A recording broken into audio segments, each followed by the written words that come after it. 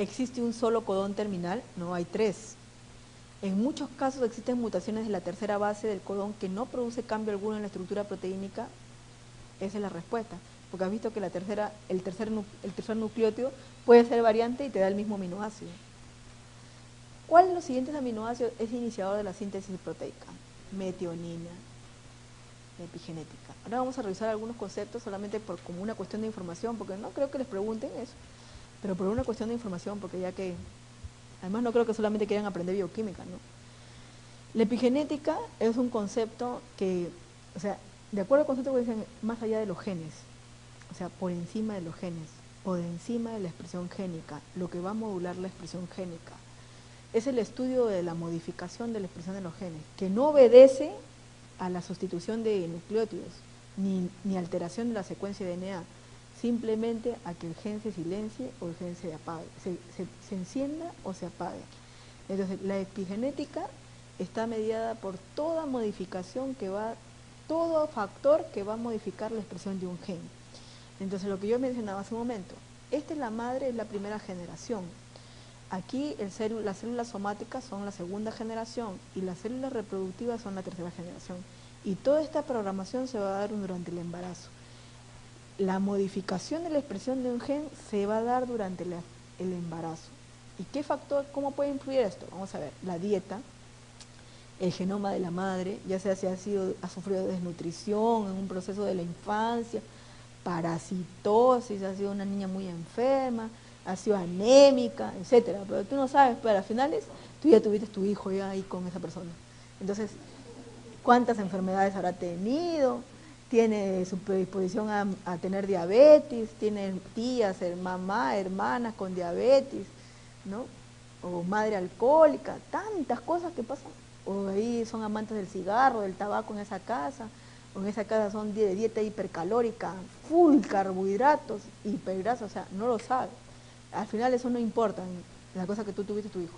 Ya miren, todo eso va a influir en el metabolismo, ¿cierto? Todo eso influye en el metabolismo. Tenemos nosotros que participa el RNA mensajero, las proteínas que van a mediar la actividad enzimática, y aquí hay unas enzimas que se llaman las DNA metiltransferasas, que lo que van a hacer la DNA metiltransferasas es determinar un patrón de metilación. Los genes inicialmente van a estar activados, ¿no? Dependiendo, ¿ya? Porque acuérdate que ella es la primera generación para un embarazo, pero ella para sus abuelos ya sería su tercera generación, pero para su embarazo ella es su primera generación, ella es la primera generación si está gestando. Entonces hay un patrón de metilación que va a hacer que metile algunas zonas. En este caso lo que desmetila son citocinas, hay una metilación de citocinas, y entonces tenemos que los genes van a ser inhibidos, ya no se van a expresar. Hay factores medioambientales que pueden afectar el epigenoma. Tenemos que hay factores maternos, la nutrición intrauterina, ¿ya? Como las toxinas que puedan estar mediando en el factor, y eso va a hacer que se conlleve que el recién nacido tenga un epigenotipo.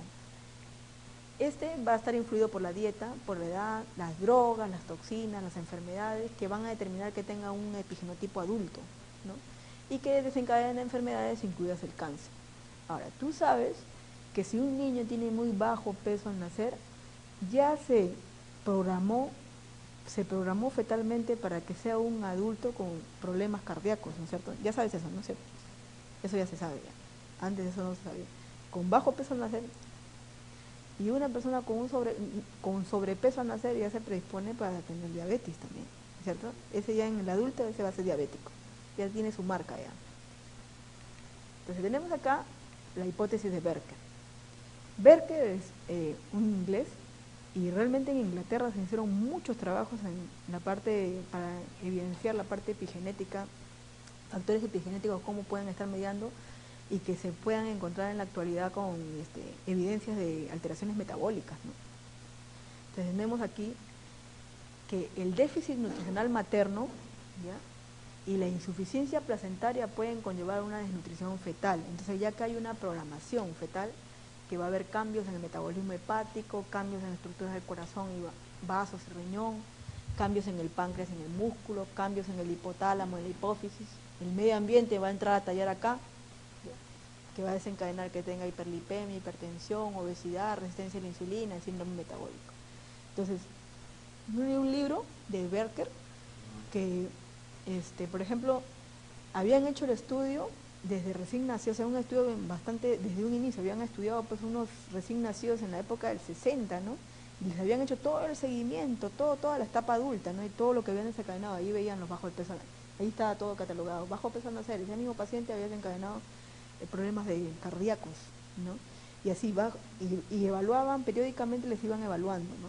Por las historias, y habían evaluado todo eso, y además habían hecho estudios de sus parientes que habían muerto, o sea, de qué habían fallecido, de qué había fallecido la madre, de qué había fallecido el padre, o sea, habían hecho así un estudio retrospectivo, o sea, pero obviamente pues ahí todo está, pues no, como decir, todo está documentado. Entonces cuando todo está documentado, se puede hacer un buen seguimiento.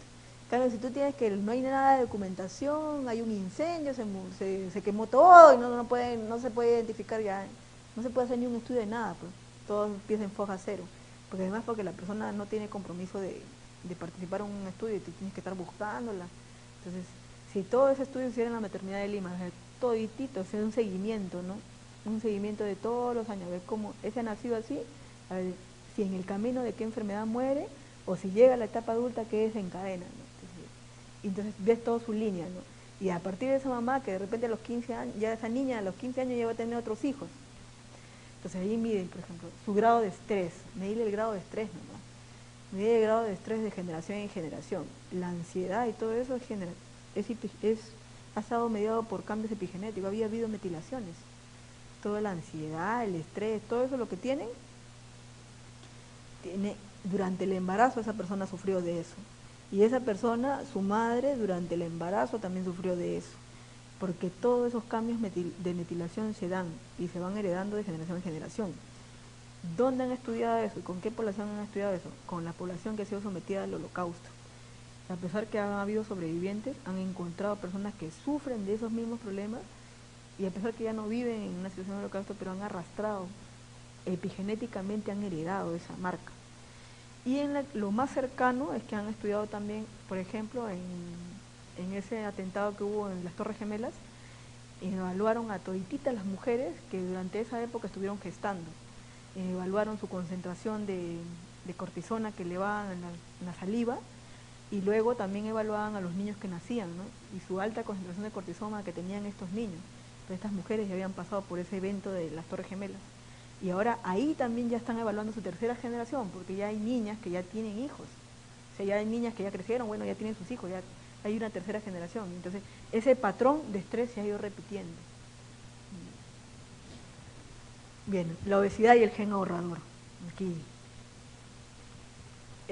Esta teoría del gen ahorrador es una teoría que fue escrita en el 62 por Neal.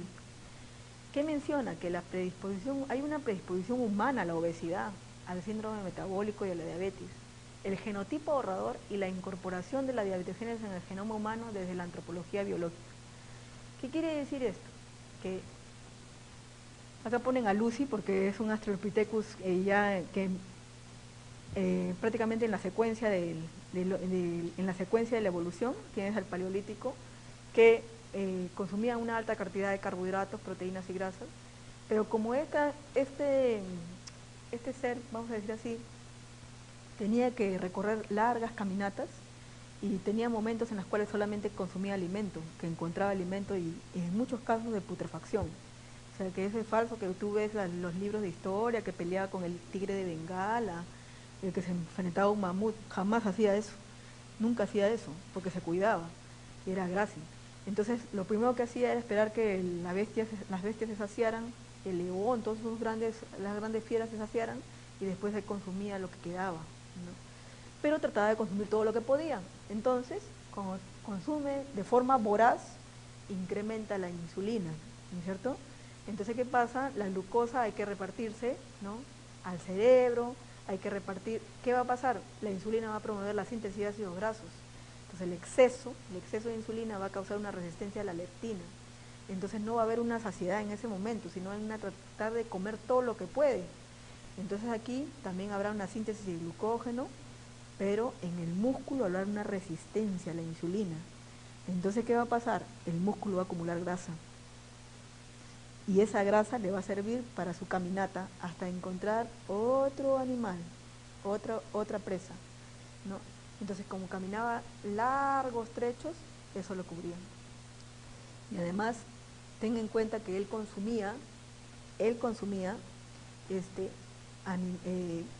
grasa insaturada, no consumía grasa saturada, porque por ejemplo el mamut ya tenía la carne así como la alpaca, ¿no?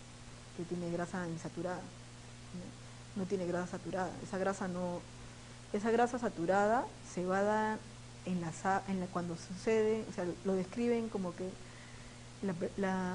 cuando él empieza a domesticar animales, ya, y la domesticación de animales hace que estos animales contengan en su composición grasa saturada, las aves, toda esa grasa que ves en las carnes rojas, ¿no? Pero por ejemplo el bisonte, que en la actualidad sí se consume en algunas zonas de Estados Unidos, el bisonte tiene grasa insaturada, no tiene como la grasa del mamut, y es consumida en Estados Unidos esa carne del bisonte, ¿no? Entonces, esa resistencia le hacía favorecer acumular grasa. En la actualidad nosotros ya no hacemos eso, pues, o sea, esa resistencia esa marca que hay para resistir a la insulina sí existe, pero la vida sedentaria, ¿no? Nuestra vida sedentaria y nuestro estrés ha hecho que nosotros consumamos mayor cantidad de carbohidratos también, dicho sea de paso, y entonces acumulemos. Ahora, este tipo de personas sí van a ser sometidos, por ejemplo, si hubiera una hambruna es lo que más van a sobrevivir. En cambio los que son flacos, ¿no? Ellos no van a sobrevivir, van a morir. Si hubiera una hambruna mundial, van a sobrevivir, porque tienen genes ahorradores. Si en la lotería de las enfermedades genéticas tú tienes predisposición a la diabetes, sí la vas a tener. Pero puedes de repente morir de otra cosa si mantienes el ejercicio aeróbico, controlas el consumo de carbohidratos, ¿no? De repente mueres de otra cosa y no mueres de diabetes. Pero si tienen la predisposición, la van a tener. Entonces, y si no la tienen, la van a crear también. Entonces tenemos que haber una interacción entre genes y ambiente. Cuanto menor hay carga genética, hay más necesidades, son los factores ambientales, ¿no? Hagan lo que hagan, siempre van a ser delgados, ¿no? Pero mientras tanto, el ambiente puede entrar a tallar el estrés, la dieta hipercalórica, etcétera, va a aumentar la carga génica y menores necesarios son eficaces los factores ambientales. Hagan lo que hagan, siempre van a ser gordos. Por eso dice, hay personas que pagan por bajar de peso hasta ya lo imposible, ya son capaces, todo su sueldo ahí está ahí. La máquina caminadora no bajan. ¿Por qué? Porque su gasto energético no es elevado. Y es una marca también. Su termogénesis no es alta. Es también una marca, ¿no? Que hace que no pueda gastar mucho. Claro, va a poder controlarlo con su ejercicio, con su dieta, pero también pues no va a tener la cintura del hombre araña, ¿no? Tampoco no pretendan eso. Entonces, hay una predisposición, hay genes, hay prácticamente alelos ahorradores seleccionados a lo largo de la evolución. Uno de ellos es el FAPI2, que va a favorecer la absorción de grasas y va a acumularlo a nivel hepático.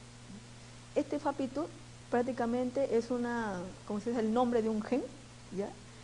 Que va a estar relacionado prácticamente también con diabetes tipo 2. ¿Pero en qué tipo de población? En una población caucásica, ¿ya? En cambio se ha evidenciado que hay algunos SNPs que son el PPAR gamma 2, ¿ya? También va a desencadenar insulinoresistencia. ¿Y dónde han encontrado este PPAR gamma 2? En población amerindia. O sea, ahí estamos nosotros. Los amerindios, desde arriba, desde el norte, bajan por México y América del Sur. Ahí están los amerindios. Nosotros acá estamos. Hay esta marca acá. También están las proteínas uncoupling, que están acá, que si hay una variante aquí, va a disminuir la termogénesis. Entonces, la temperatura también entra a tallar ahí. por ejemplo, que tu termogénesis sea elevada o sea disminuida. Una persona que es un poblador del Ande, por ejemplo, que ha vivido a un frío, a bajas temperaturas, coma lo que coma, él siempre va a ser delgado, pero a bajas temperaturas. Llega a Lima, Lima es, ¿cómo es Lima? Es templado, ¿cierto? No hace mucho frío ni hace mucho calor. Yo, por ejemplo, yo no tengo frío, yo veo a la gente con casaca, con todo, yo no tengo tanto frío, a menos que ya. ¿Por qué? Porque yo he estado en un frío extremo, de menos 40, menos de frío extremo, y ya eso ya alteró el metabolismo, ¿no? En cambio, si el calor, yo de Lima yo no lo soporto, calor es soportable. Y también he estado en calor extremo, entonces ahí alteró la termogénesis, ¿no? Pero cuando estoy en clima templado, subo de peso. Cuando estoy en un clima de baja temperatura, así inmediatamente, en la semana empiezo a perder peso, y estoy comiendo más que Lima, y empiezo a bajar de peso. Entonces, por eso hay gente que dice, cuando regreso, yo voy a visitar a mi pueblo, ahí no vas a decir que ahí no comen, pero comen más que en Lima, y están delgados, ¿eh? Llegan a Lima, una semana, otra vez. Eso está relacionado con la termogénesis también, y eso les pasa, ¿no? Hay unas personas que regresan a la parte de la sierra a visitar, se secan, ¿no? Vayan a trabajar allá y van a bajar de peso. Y otra vez vienen aquí, otra vez obesos. Entonces toda esa población que se ha migrado, se ha enfermado, pues, que esos son los casos de diabetes tipo 2 y hipercolesterolemia, porque el estrés de estar viviendo aquí hace que consuman mayor cantidad de dieta hipercalórica. Eso hace que consuman mayor cantidad de alimentos, es el estrés. La gente está en Lima, tiene que trabajar. Yo cuando he ido a provincia, por ejemplo, a veces a mi provincia me parece, a veces, yo hace poco estaba en la Merced, ¿ya? Y yo veía, y fui un día de semana porque tenía que ir a hacer una evaluación y venir ese mismo día nomás. Cuando yo llegué, yo veía todo y yo decía, yo decía, ¿qué la gente no se aburre? Porque yo no veía mucho movimiento, ¿no? Y a las 2 de la tarde, a la 1 ya todo estaba cerrado. Y a las 4 otra vez estaba abierto, o sea, duermen. A esa hora duermen, hacen siesta, duermen. Y yo decía, ¿de qué vivirá esta gente? Porque abren su negocio a las 4 o 5 otra vez, y ahí deambulan, están paseando en el parque, en la plaza, están sentados. Ahí no hay estrés. ¿Acaso tienes que estar corriendo por conseguir el metropolitano, metiéndote como puedes al tren? Como puedes, porque tienes que llegar temprano para escuchar tu clase del team. No lo sé. Entonces hay otras marcas que también producen insulinoresistencia en el músculo de hígado. Aquí también hay una variante. ¿Ya? Una variante. Una variante en estos alelos hace que desencadene una leptinoresistencia en el hipotálamo, ¿no? Variantes. O sea, son marcas, son genes que pueden variar tal vez en un solo nucleótido y ya te hace diferente, ¿no? Bien. Aquí hay individuos con un genotipo errador, aquellos individuos tienen insulinoresistencia o leptinoresistencia. Una sociedad tradicional, pocos carbohidratos, hay una elevada actividad física, una escasez de alimentos, ¿no? También puede conllevar eso. Entonces aquí tenemos que hay una gluconeogénesis, una lipogénesis, una resistencia de insulina a nivel muscular, hay una máxima eficacia metabólica que va a desencadenar la supervivencia. Ahora, en sociedades tradicionales, más que sociedades tradicionales, sociedades con dinero también, con dinero y sociedades que tengan también una preparación en alimentación, ¿no? Tú, como yo le estaba hablando el lunes, ¿no? De ese viejito que sale en la propaganda de Coca-Cola corriendo y que dice todo eso, obviamente, pues esa persona es una persona que no piense que es un viejito jubilado de Perú ni nada, son gente que tiene mucho dinero, que toda la vida han cuidado su alimentación, que toda la vida han mantenido su deporte, han tenido bastante actividad mental. O sea, hay gente que se ha mantenido, ¿no? Que por eso que llega a esa edad, así que tienen una edad avanzada, pero no parecen, ¿no? Entonces, hay gente que tiene una accesibilidad económica, ¿no? Pero hay sociedades que la accesibilidad económica no indica que sepan comer bien, ¿no? Ese es el caso de, por ejemplo, en algunos casos, ¿no? Aquí, en algunos casos, porque corriendo van a McDonald's, ¿no? Llevan a sus hijos a McDonald's, llevan a sus hijos a McDonald's, sobre todo llevan a sus hijos ahí, están embutiendo a sus hijos, mientras que los misios no van a McDonald's, pero tienen su alternativa, la salchipapa de la carretilla, tienen el pollito broster, el huesito broster, etcétera. Entonces, también hay su grasa, porque esta sociedad es muy, todo quiere, todo lo que ve, también lo copia, todo, y esa es la característica del peruano. Todo lo que ve lo quiere copiar y lo vuelve a hacer. Y el peruano lo que hace es buscar su alternativa. Si no lo tiene, busca alternativa. Algo que va a cumplir la misma función y lo vende más barato. Entonces tú lo compras y tú ya lo tienes. ¿Es así o no? A todo nivel. Yo una vez cuando estuve en China, yo me acuerdo de que ya era la hora del almuerzo, pero como ya había tenido un casi fiasco en un restaurante, entonces yo dije, ya, comeré McDonald's, pues ¿qué voy a hacer? Ya, buscando McDonald's, y sí hay. Entonces lo primero que me dio la sorpresa es de que la hamburguesa no era de carne, era de pescado. Y la ensalada era así de algas marinas. O sea, para que veas que podrá llegar a McDonald's, pero pone sus condiciones, el país pone sus condiciones para que entre. En cambio aquí no ponen una condición. Pero como la gente no come, porque la gente, eso es algo que también yo he observado, ¿no? El peruano tiene un paladar característico. Si no le gusta, si no sabe como a su comida, no lo va a comer. Entonces por eso salió el Burger King sabor a lomo saltado, el Burger King con frijoles, el Burger King con... ¿Por qué? Para que ya te introducen eso para que tú puedas comer. Pero como tal, como hamburguesa, como tal, así al estilo americano, no lo comerías, porque no es un poco insípido, es insípido. Entonces lo ponen para que esta población lo coma. Pero a ti te va a parecer incluso más rico la hamburguesa de la carretilla porque lo ha hecho al estilo peruano. O sea, lo ha hecho a ese sabor que el paladar está acostumbrado.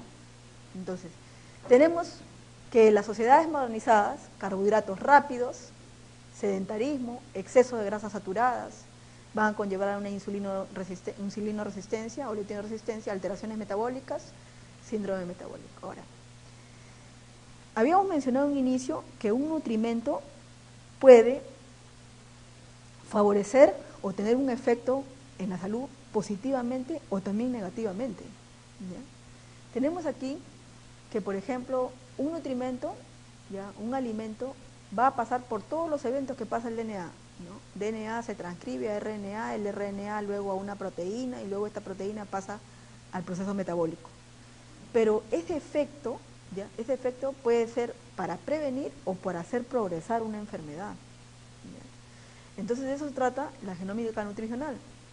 Entonces cuando empezaron a evaluar, en México empezaron los estudios de nutrigenoma para determinar, en México cuando empezaron los estudios de nutrigenómica lo hicieron con la finalidad de poder, ya preocupados en su población, su alta tasa de diabetes tipo 2 y de obesidad en niños, ahí es más que en niños se ve más que en nosotros.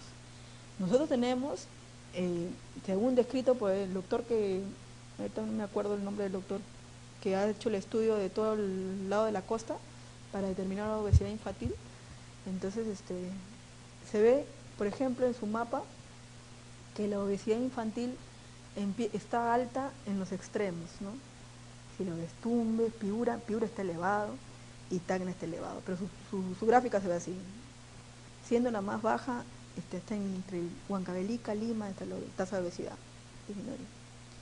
Entonces es fácil de hacer una explicación a eso. En la zona de frontera, esas zonas están en zona de frontera, ¿ya? Entonces, ¿qué sucede?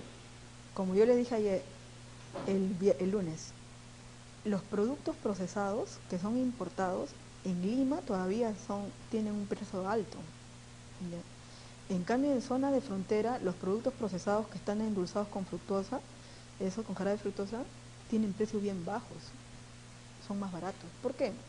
Porque en esos países los productos importados, el gravamen es bajo. En cambio aquí el gravamen es alto. Entonces, estas discusiones que hay con el TLC y con todo, que ya la importación, al Perú le han obligado a que baje el gravamen para que el producto cueste menos, porque acá el producto cuesta más. Pero ¿con qué intención se mantuvo el gravamen elevado? ¿Para qué? Para que el peruano consuma un recurso peruano. Uno, que mejore la economía del Perú consumiendo un producto peruano, y otro es para que, no sé si habrán tenido esa intención, pero yo pienso que este gobierno sí tuvo esa intención, porque en 2 oportunidades no ha tenido la posibilidad de disminuir el gravamen de productos importados, procesados, y lo mantenió alto, pero ahora la condición ha sido que disminuyan el gravamen un poco, porque para que los productos importados puedan ser vendidos aquí y la gente los pueda consumir. Yo te pongo el ejemplo de Nutella. Nutella es un producto importado, ¿ya? ¿Qué cosa es Nutella? Nutella es un dulce de almendras, ¿ya? Un dulce de almendras que es así como el maja blanco, vamos a decir así, ¿no? Parecido al maja blanco, ¿ya? Pero es de almendras. Entonces los niños fuera tienen así un hábito de comer Nutella con pan, esa es su fiesta. O si no, la combinación de mantequilla de maní, ¿ya? Que también es un producto que lo hacen también, aunque Metro también lo produce y lo hace, también lo venden, ¿ya? Mantequilla de maní con mermelada, esa combinación es mantequilla de maní, es una bombaza para el niño, pero el niño es eso de comer. Dice, mantequilla de maní, dice, eso les gusta afuera, les gusta eso en gran cantidad. Nosotros no hacemos eso, ¿no es cierto? Inclusive ya mezclar solamente la mantequilla con la mermelada nos parece un poco, ¿no?, incomible, y nosotros no hacemos eso, pero ya, ese hábito es de afuera. Entonces los alienados que regresan mantienen ese hábito acá y tratan de ponerlo aquí, que es de moda, ¿no? Pero el asunto es que la Nutella, aquí una Nutella cuesta hasta 16 soles el frasco. Es así nomás, 16, 18 soles. Pero afuera está a $2. ¿Ya? O sea, es más barato. Entonces Chile la debe tener barato también. Por eso que esos productos son baratos por lado de frontera, ¿no? Estás en Ecuador y estás en Chile. Entonces es razonable que esos niños tengan mayor porcentaje de obesidad y que la obesidad empiece a caer hacia la llegada del centro ya, ¿no?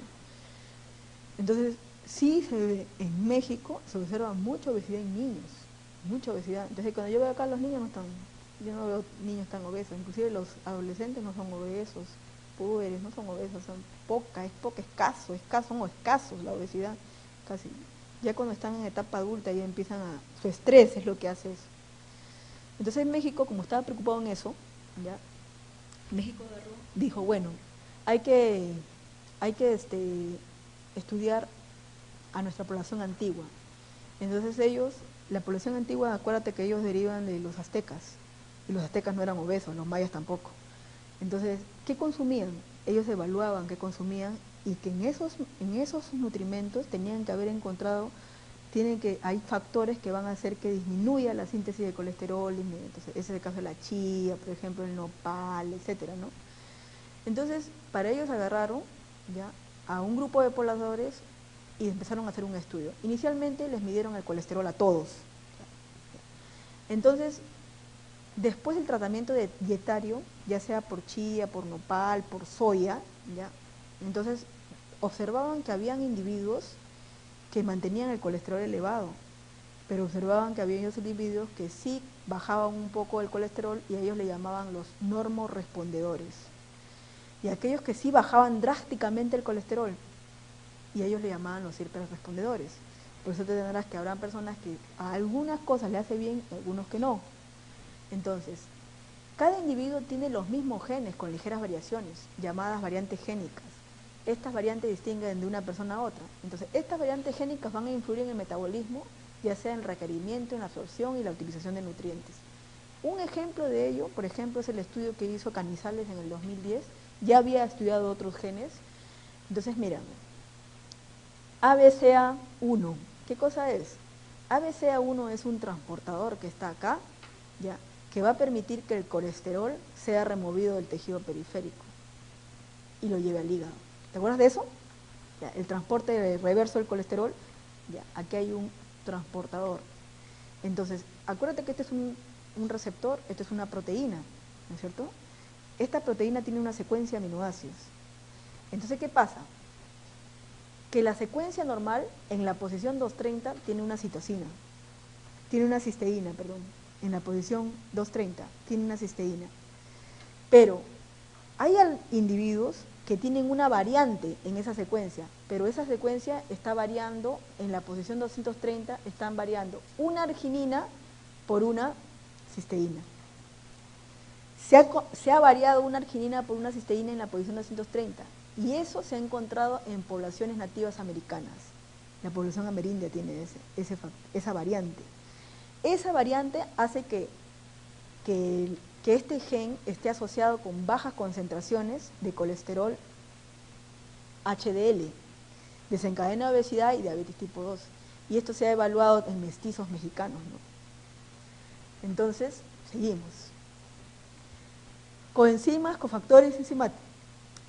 Recordamos que las enzimas están formadas por proteínas simples, proteínas conjugadas también, que están formadas por apoenzimas, ya sea la apoenzima, es una proteína sola, y el cofactor, que puede ser orgánico en las coenzimas, o un gen metálico, grupo prostético. Las vitaminas, que son compuestos orgánicos, son hidrosolubles, aquellas como la vitamina C y toditas las del complejo B. Y las liposolubles son la A, la D, la E y la K. Responda, las vitaminas son sustancias orgánicas con función biocatalizadora, porque van a participar actuando con las enzimas. ¿Cuál de las siguientes vitaminas es liposoluble? Las ADEC son liposolubles, la K, ¿cierto? Aquí tenemos a la vitamina A, que es conocida también como retinol, retinal, ácido retinoico, beta-caroteno, y como retinol lo van a encontrar como constituyente de los alimentos, ¿no? Como un aditivo. Aquí su absorción ocurre a nivel del intestino delgado y ¿qué función tiene? Traducir luz en las señales nerviosas, integridad del tejido epitelial. Hay una deficiencia que es un signo diagnóstico en niños con deficiencia de vitamina A, que es la mancha de Bitot, pero también la toxicidad obedece a 10 veces más de las recomendadas, produciendo dolor articular y óseo, ¿no? Y puede producir un efecto teratogénico, malformación fetal. En los niños pequeños, el signo clínico de mayor valor diagnóstico acompañado de la deficiencia de vitamina A es conocida como mancha de Bitot. La vitamina D es un ergosterol, ergocalciferol, colecalciferol bajo la forma que se encuentra en la piel humana, disminuye con la edad y la ancestría. Su absorción es a nivel del intestino delgado y está relacionado con el metabolismo de calcio porque mantiene los niveles dentro y fuera de la célula. Aquí nosotros podemos, ¿cuál de las siguientes vitaminas se comporta como una hormona esteroidea? La D, por el ergosterol. ¿Ya? Habíamos mencionado que la radiación UV va a interactuar con la piel y en la piel vamos a encontrar la provitamina D3 que se transforma en colecalciferol y esta va a ir hasta el hígado. Parte de la B3 o B2, D3 y D2 que ingresan por la dieta van a ir al hígado para pasar por el proceso de hidroxilación. Va a haber una hidroxilación, luego a nivel del riñón tenemos la formación de calcitriol y este calcitriol va a actuar ya sea por la activación de las paratormonas que van a favorecer la absorción de calcio y fósforo y los bajos niveles de fosfato a nivel del hueso van a movilizar reservas de calcio. En ambos casos tenemos que se va a mantener el calcio y fosfoséricos. Respecto a la hormona PTH, ¿cuál no es correcta? ¿Aumenta la resolución ósea? No. ¿Aumenta la actividad de 1 alfa hidroxilasa renal, aumenta la resolución de fosfatos, aumenta la resolución de calcio y magnesio? No es correcta que aumente la resolución de fosfatos. Se hidroliza en el riñón la vitamina D. En cuanto a la vitamina D, es falso que los seres humanos podemos obtener a partir de provitaminas en la piel. Pues. ¿Participa en el mecanismo de la coagulación de la sangre? No. ¿Su déficit origina raquitismo? Sí. ¿Relaciona la homeostasis de calcio? ¿Está relacionada con la homeostasis de calcio? La C. Esa es falsa. La vitamina E, también como alfa-tocotrienol o alfa-tocoferol, ¿qué función principal tiene? Ser antioxidante y requiere bilis para su proceso de absorción. Está relacionada entonces su función con cicatrización de heridas, síntesis de colágeno o antioxidante. Antioxidante. ¿Tiene capacidad antioxidante las siguientes vitaminas?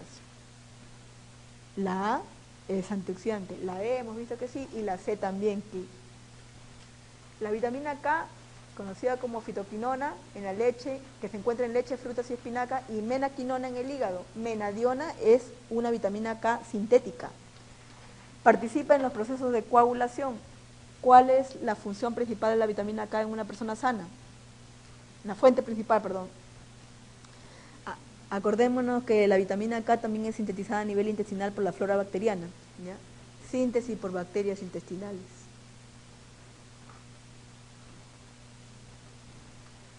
Las vías metabólicas principales que involucran las coenzimas formadas, bueno, acá para solamente ustedes vean qué función cumplen las hidrosolubles que actúan como coenzimas. Rápidamente vamos a observar que la glucosa, para que se transforme en piruvato, requiere NAD. Aquí tienes a la niacina, ¿ya? Piruvato, para que se transforme en acetilcoenzima A, requiere coenzima A, ¿no? La vitamina B5. Para que la alanina transamine a piruvato requiere la vitamina B6, piridoxina. Para que se forme el complejo, para que actúe el complejo piruvato deshidrogenasa requiere la vitamina B1, bajo la forma de tiamina pirofosfato, NAD, niacina. En el ciclo de Krebs hemos mencionado que ingresan NAD, 3 NAD, niacina, ingresa un FAT, vitamina B2. Entonces, aquí tenemos en esta tabla la función catalítica que realiza cada coenzima. En este caso el NAD tiene como precursor a ácido nicotínico el FAT a riboflavina, y ambas realizan procesos de óxido, reducción y deshidrogenación. La coenzima A tiene como precursor a pantotenato, ¿no? La pirofosfato tiamina, fosfato de piridoxal o piridoxal fosfato piridoxina, ¿no? La tiamina B1, ¿ya? Aquí tenemos, su absorción va a depender de sodio a nivel de I1, y tenemos tiaminasas ya sea 1 y 2 que van a influir en su absorción. La deficiencia puede estar dada por una insuficiencia cardíaca, debilidad muscular, beriberi, encefalopatía de Wernicke-Korsakoff. Su carencia también puede estar mediada por la malnutrición, el alcoholismo o una dieta rica en tiaminasas como pescado de agua dulce crudo. Fuentes, levadura, carne magra, etc. La estructura de la vitamina, tenemos la tiamina está formada por una piridimina, un anillo tiazónico. Su ingesta diaria está clasificada ya sea para adultos y durante el embarazo y la lactancia, y tiene como una coenzima, y actúa como una coenzima bajo la forma de tiamina pirofosfato. Hemos mencionado nosotros aquí en el complejo piruvato deshidrogenasa que aquí actúa la tiamina pirofosfato para favorecer el cambio de piruvato a acetilcoenzima A. Entonces, ciertas sustancias como la tiamina ejerce su acción biológica transformándose ¿en qué? En coenzimas. El requerimiento de tiamina se va a ver incrementado entonces en una dieta alta rica de piruvato a acetilcoenzima A, carbohidratos, pues, carbohidratos.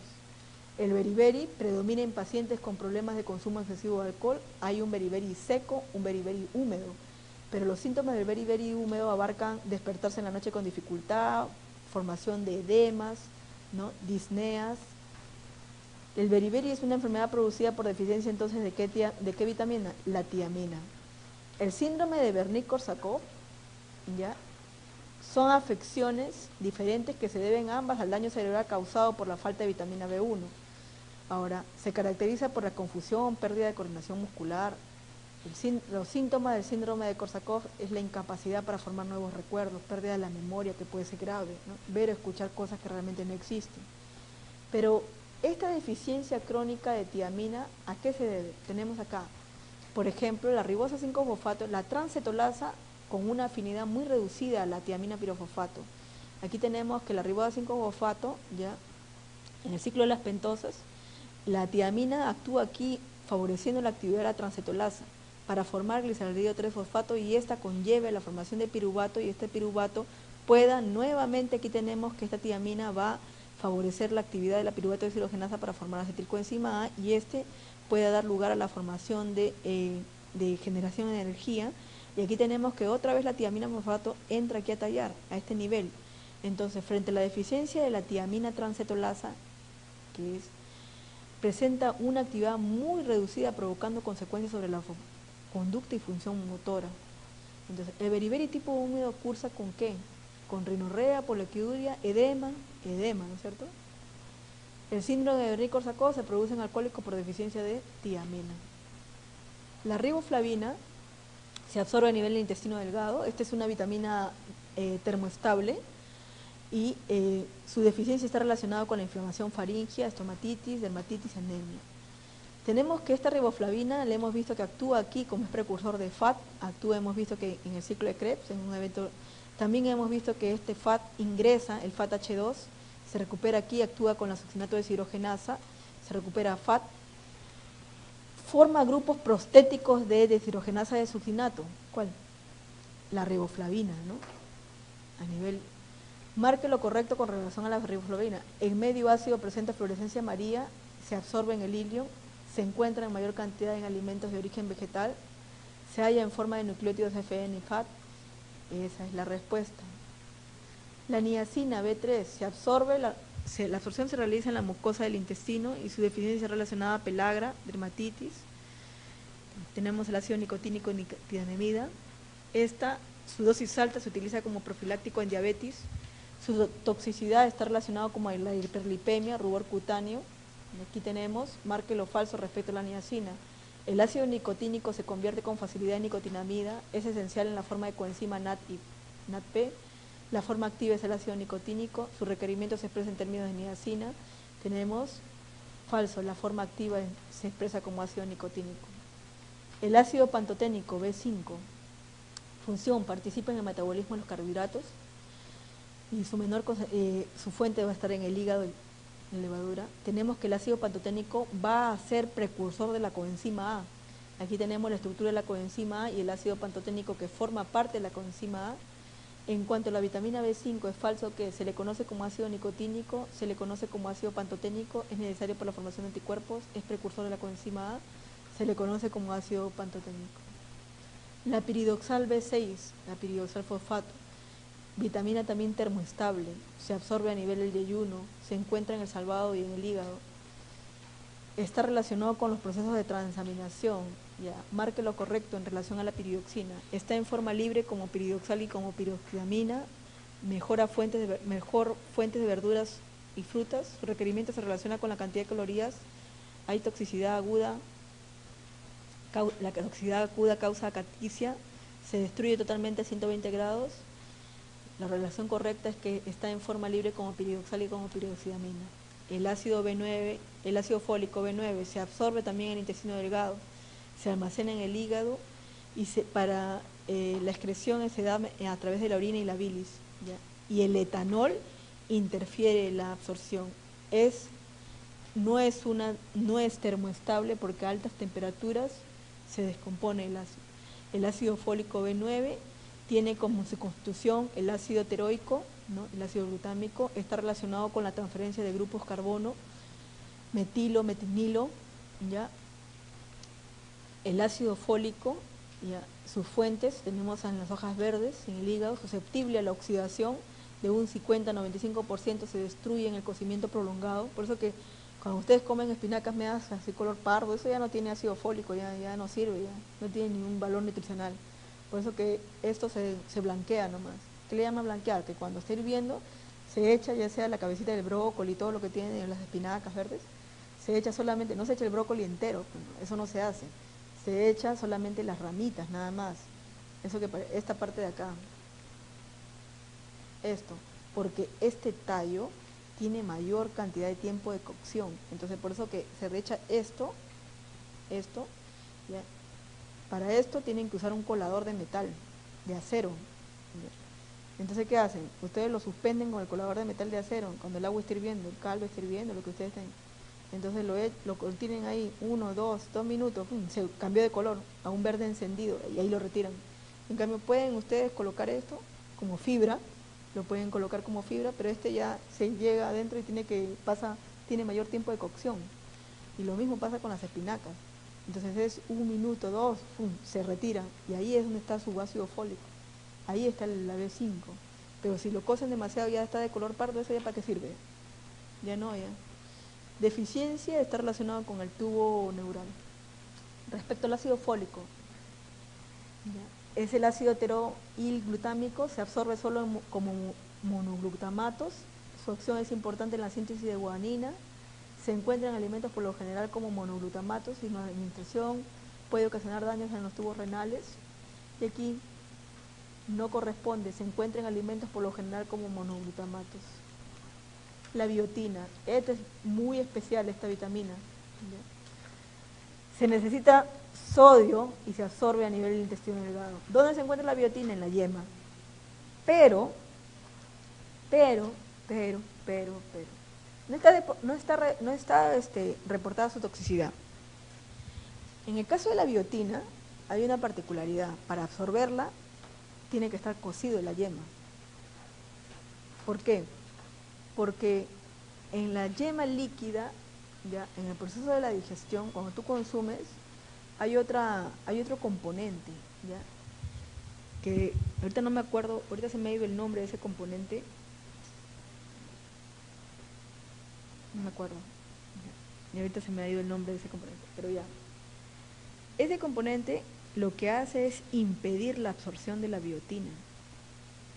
Como la vitamina es termoestable, si tú sancochas la yema, la biotina se mantiene, pero se inhibe a ese componente viadina. Está, ya me acordé. Viadina. La viadina que está en la yema impide la absorción de la vitamina. Por eso tienes que dejarte de esas onceras del huevo a la inglesa. Ni los ingleses comen así, empezando por ahí. Yo no sé dónde ha sacado eso de huevo a la inglesa. Entonces, sancochar.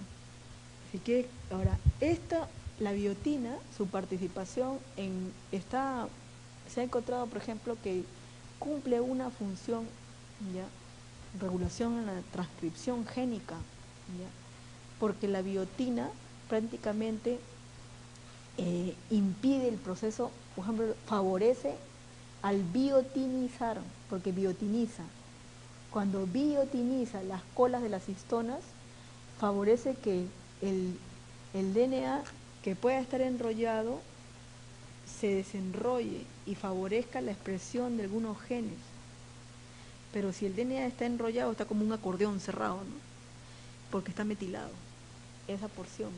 Entonces, favorece la desmetilación la biotina, al biotinizarse esa zona, ¿ya? Y se empiezan a alargar nuevamente. Entonces, tenemos que, ¿en qué participa además la biotina? Ya sea por la dieta, también sintetizada por la flora intestinal. ¿Ya? Claro que si tú estás con un proceso de infección, pues, ¿no? Y tú para cortar la infección, porque tienes que hacer sobrevivir al paciente, tú le das pues, toda una carga de antibióticos alta, toda su flora bacteriana ya está en caída ya nuevamente.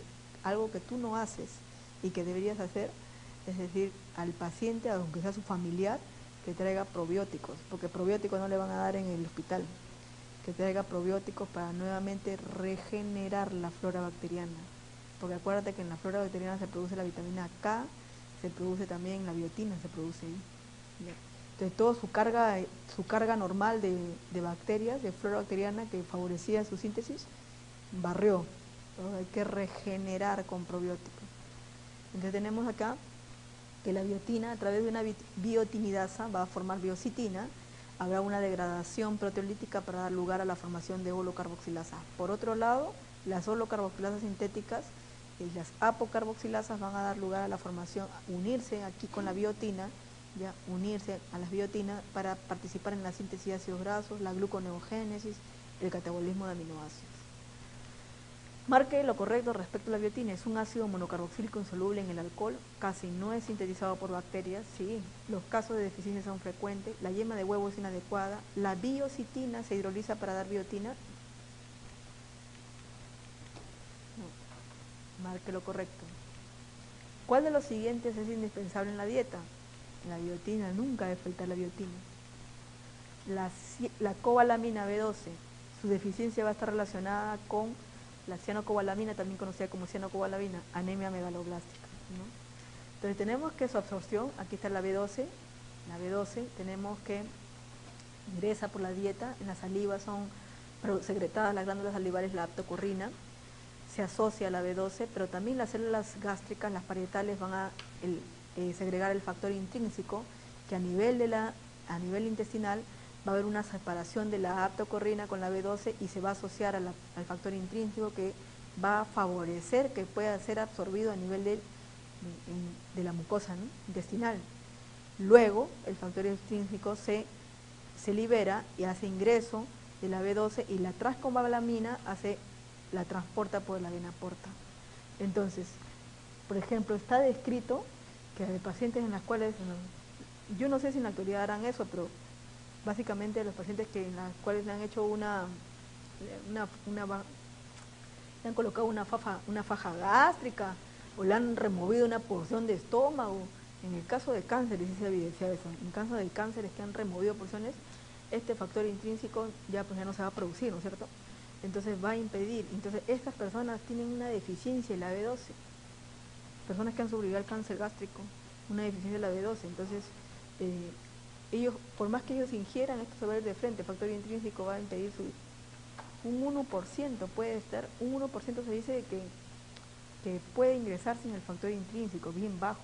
Prácticamente el factor intrínseco, ese transporte que hace el factor intrínseco en su proceso de absorción es altamente efectivo, que hace que se absorba en buena proporción la vitamina B12. Y aquellos que no se cuentan con el factor intrínseco, solamente 1% nomás ingresa. Entonces esas personas por lo general están con anemia. Respecto a la cianocobalamina, no corresponde. En su forma cristalina es soluble en agua, se halla en alimentos de origen animal y vegetal, requiere ácido clorhídrico para su absorción, la cocción prolongada de la leche le hace perder 30% de su alcance, o su carencia produce anemia de Addison. No corresponde. Hemos dicho, ya, si hasta las de Addison, todas las de arriba están correctas. ¿Cuál de las siguientes sustancias es indispensable para absorber la vitamina B12? El factor intrínseco. ¿Cómo participa también la vitamina B12? Tenemos que en el metabolismo de la celeucina, metionina, trionina y valina, algunos ácidos grasos de cadena impar, como el exceso de ácidos grasos polisaturados, te va a dar la consecuencia de formación de propionilcoenzima A. Aquí tienes a la biotina, ¿ya?, que va a actuar aquí formando la metilmalonilcoenzima A, y aquí la B12 dará lugar a la formación de succinilcoenzima A. Entonces tienes que el ácido propiónico dará lugar a la formación de propionilcoenzima A, ¿ya?, y aquí la DNA metilcoenzima A dará lugar a la formación de L-metilcoenzima A, y aquí está la metilmalonilcoenzima A isomerasa, que tiene como cofactor a la coenzima B12 para formar succinil, y está entre el ciclo de Krebs. Conversión de metilmalonilcoenzima A, succinilcoenzima A, vitamina B12. Ahora, la acumulación de metilmalonato y la propionilcoenzima A es una deficiencia, en una deficiencia de la vitamina B12. Mira qué pasa cuando existe una deficiencia de la vitamina B12. No solamente es una cuestión de anemia, nada más, ¿ya? Miren, aquí, a ver, ¿cuál es el orden? Ácidos grasos de cadena impar o ramificados, ¿ya?, van a producir propionilcoenzima A, y aquí está la metilmalonilcoenzima A, estamos dentro de la mitocondria, y aquí tenemos que se tiene que formar la adenosil B12, ¿no?, para dar lugar a la formación de succinilcoenzima A. Cuando hay una deficiencia de B12, prácticamente no actúa en la metilmalonilcoenzima A mutasa, no puede trabajar para formar la succinilcoenzima A. Y aquí tenemos que este metilmalonilcoenzima A se acumula, ¿no?, bajo la forma de metilmalonato, y se va a exceder en sangre y en orina. Y esto es lo que se tiene que evaluar en ese tipo de pacientes que han sido operados, ya sea se han recuperado un cáncer gástrico porque le han sacado toda esa porción, o también aquellos que han hecho su operación de la faja gástrica, una gastrectomía. Porque si te das cuenta, esos pacientes que se han sido sometidos a gastrectomía, físicamente no se ven saludables. ¿No te has dado cuenta? El aspecto que tienen aspecto así como una especie de haber venido de una guerra, ¿no te das cuenta? Su aspecto, no solamente han bajado de peso, sino su apariencia no es saludable. Absorción, ácido ascórbico. El ácido ascórbico, la vitamina C, se absorbe más fácilmente bajo la forma reducida. Reducida. Quiere decir que a temperatura ambiente, a temperatura se oxida. Entonces, tenemos nosotros que participa en la síntesis de colágeno como un antioxidante, absorbe el hierro, favorece la absorción de hierro también. Su deficiencia está relacionada con anormalidades en la cicatrización de heridas, ¿no?, hemorragias, escorbutos. Entre sus funciones, aquí es fácil la síntesis de colágeno. Para la síntesis de colágeno es necesaria la presencia de ¿qué? Vitamina C. Así nomás estaba en el banco. Pero hay algo que puede impedir la absorción de la vitamina C, la nicotina. La nicotina reduce la tasa de absorción de vitamina C. Ahora, también, aparte de que participa en la síntesis de colágeno, también participa en el metabolismo de hierro, la transformación de dopamina en noradrenalina, y también participa en la biosíntesis de carnitina. Entonces, habíamos mencionado nosotros que en la síntesis de colágeno hemos mencionado que participa en los procesos de hidroxilación. ¿Cómo? Aquí. Esta es la secuencia Y aquí está la lisina-hidroxilasa y la prolina-hidroxilasa, que va a favorecer la hidroxilación de lisina y prolina, ¿no? en la síntesis del polipéptido. Entonces, estas dos enzimas, prácticamente, la lisina-hidroxilasa ya contienen hierro en su estructura y van a ser estimuladas por la vitamina C, haciendo que el hierro se mantenga en estado +2, ¿no? Tenemos que la función del ácido ascórbico es proveer de electrones a este hierro metálico, y eso hace que pueda favorecer la hidroxilación, y como puedes ver, ya hidroxilado va a entrecruzarse. Pero cuando hay deficiencia del ácido ascórbico, prácticamente carece la hidroxilación, entonces hay una lenta secreción, e incluso no se forma así esta trencita que tú ves aquí, ¿no? Hay una configuración más débil, y por esa razón que el tejido se empieza a romper, y se presentan esos huecos, esas ampollas que se forman adentro. Necesaria en la hidroxilación de prolina y lisina en la colágeno, el ascorbato, o sal de ascorbato, también es conocida la vitamina C. Los fumadores entonces requerirán un aporte extra de ácido ascórbico. Los minerales. Compuestos inorgánicos, entre ellos tenemos a los macrominerales, al calcio, fósforo, magnesio, los microminerales, hierro, cobre, zinc, y los ultraoligoelementos como el hierro, yodo, magnesio, selenio y molibdeno. Hay una interacción mineral-mineral, porque los minerales también compiten. Por ejemplo, entre ellos puede existir competencia en la absorción intestinal, transporte, utilización y almacenamiento. La absorción de zinc disminuye con la suplementación de hierro, no en. El consumo de zinc aminora la absorción de cobre, y el consumo excesivo de calcio disminuye la absorción de magnesio, zinc y hierro. Por eso que en la leche no puede estar fortificada por hierro. Creo que eso ya fue salido del mercado, ¿no? Esa gracia que sacó la Gloria. Calcio, leche fortificada con hierro. Eso no, ahí hay una competencia, es un absurdo eso. Ahí hay una competencia. Entonces, el hierro transporta oxígeno, hemos mencionado que participa en el sistema respiratorio de la mitocondria, almacena oxígeno, en el caso de la mioglobina. Entonces hay recomendaciones tanto en el embarazo, en mujeres en edad reproductiva, en adultos. Hay dos tipos de hierro, el elemental, el hierro +2, el hierro M, que se encuentra en vísceras y carnes rojas. El hierro M se absorbe de un 10 a 12, el elemental de 2 a 5. Hay antinutrientes de hierro como teína, cafeína, taninos, que se van a encontrar en el té, el café. ¿Qué ayuda a la absorción del hierro? La vitamina C.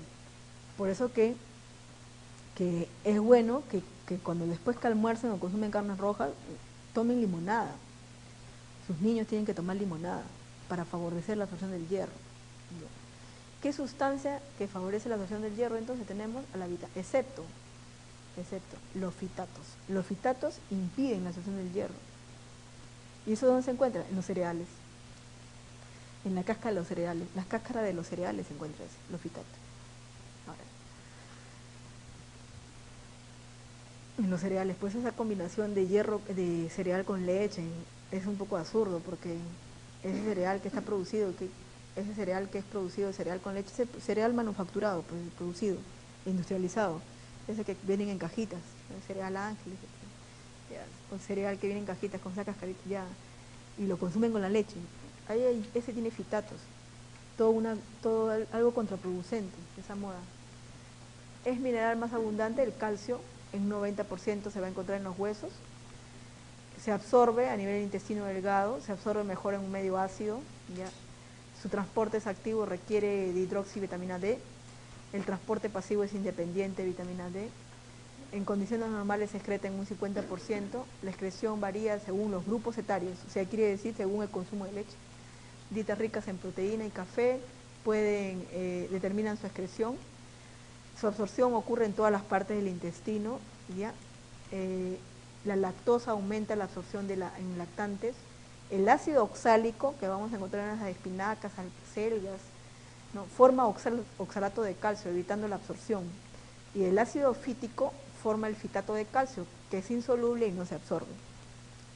Entonces, la función que forma parte de la hidroxiapatita en el hueso se requiere en la transmisión nerviosa, etcétera. Su disminución está relacionada con osteoporosis.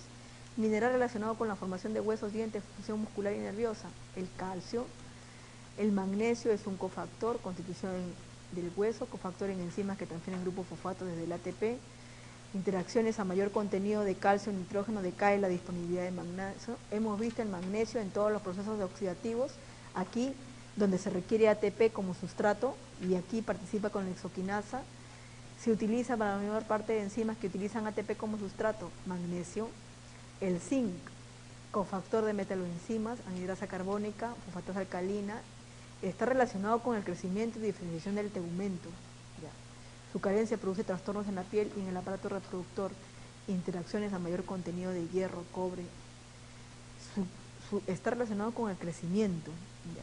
Miren, ¿tú te has dado cuenta que el poblador de Puno es más alto? ¿Te has dado cuenta de eso? El poblador de Puno es alto, no es bajo. Los pobladores de Puno en la parte de altura son altos. No se parecen a los pobladores de Huancavelica, de Ayacucho, de Cajamarca, son más baja estatura. El poblador de Puno, ¿por qué es alto? Acá hay una... Ellos consumen, creo que es el trigo, la cebada, un tipo de trigo, el trigo bruto, sin pelar, con la cáscara. Y la cáscara tiene alto contenido de zinc. Su hábito alimenticio es consumirlo con la cáscara. Tiene gran cantidad de zinc su cáscara. Ya. En cambio, cuando ya va bajando la altura, el poblador de los demás, de Cajamarca, ¿no?, come el trigo pelado, ya sin cáscara. Y ahí está el hábito. ¿No les gustó? Alguien inició con eso, ¿no? Ya todo se sociabilizó esa costumbre. Zinc, cofactor enzimático. Hemos mencionado de la anhidrasa carbónica, ¿ya? Aquí podemos ver nosotros la actividad de la anhidrasa carbónica, ¿ya?, desdoblando prácticamente el agua a bicarbonato, ¿ya?, aquí favoreciendo que el CO2 con el agua formen ácido carbónico, ¿ya? Es un cofactor de la anhidrasa carbónica, el zinc. El cloro es un cofactor de las amilasas. ¿Y dónde hemos visto las amilasas? En la digestión de carbohidratos. El cloro es un cofactor efectivo, favorece la actividad de las amilasas para romper enlaces puentes de hidrógeno. Favorece la actividad de la amilasa salival, el cloro. El cobre es un cofactor, ¿ya?, y su carencia produce anemia, trastornos en el sistema nervioso, alteraciones en el cabello. Hay, por ejemplo, la síntesis de colágeno está relacionada también a cobre, a la presencia de cobre. Hemos visto que la lisiloxidasa va a participar en el entrecruzamiento de colágeno y elastina, y su deficiencia está relacionada con alteraciones óseas o anormalidades arteriales. La superóxido de dismutasa también contiene cobre, ¿no? ¿Qué función realiza? Detoxificación de radicales libres. Y eso ya la gráfica ya lo vimos. Entonces vamos a ver cómo participa el cobre. El cobre, hemos visto que, ¿cómo va a participar? ¿Te acuerdas de que para que se forme prolágeno hay la separación de los propéptidos? Y aquí actúan las lisiloxidasas para hacer que esta molécula, que tiene extremos pegajosos, se una a otra molécula. Entonces tenemos que esta lisilohidroxilasa va a necesitar cobre para que suceda esto y salga esta molécula libre y se una a otras parecidas. Ya. Remueve los propéptidos, está relacionado con la remoción de propéptidos, el cobre. Es necesario para el entrecruzamiento de la fibra de colágeno y elastina, cobre. El selenio está relacionado con varios factores, inclusive con la activación del glutatión. La actividad del glutatión está relacionada al selenio, con apoptosis, ciclo celular, factores de crecimiento, síntesis de proteínas, etc. Realmente la deficiencia, el defecto de las vitaminas, el defecto va a estar relacionado a diferentes tipos de cáncer, ¿no?, algunos tipos de vitaminas, pero solamente hay una que en exceso está relacionada al cáncer colorectal, ese es el hierro.